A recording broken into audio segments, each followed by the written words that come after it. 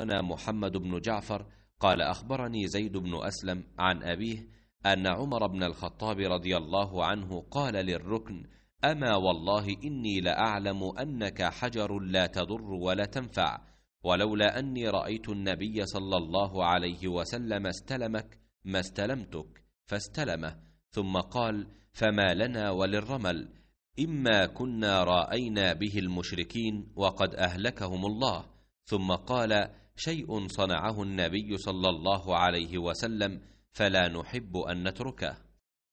زید بن اسلم نے خبر دی انہیں ان کے والد نے کہ عمر بن خطاب رضی اللہ عنہ نے حجر اسود کو خطاب کر کے فرمایا: بخدا مجھے خوب معلوم ہے کہ تو صرف ایک پتھر ہے جو نہ کوئی نفع پہنچا سکتا ہے نہ نقصان، اور اگر میں نے رسول اللہ صلی اللہ علیہ وسلم کو تجھے بوسہ دیتے نہ دیکھا ہوتا تو میں کبھی بوسہ نہ دیتا۔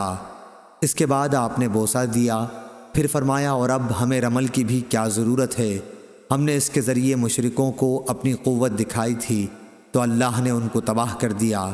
پھر فرمایا: جو عمل رسول اللہ صلی اللہ علیہ وسلم نے کیا ہے اسے اب چھوڑنا بھی ہم پسند نہیں کرتے۔ صحیح بخاری حدیث نمبر 1605۔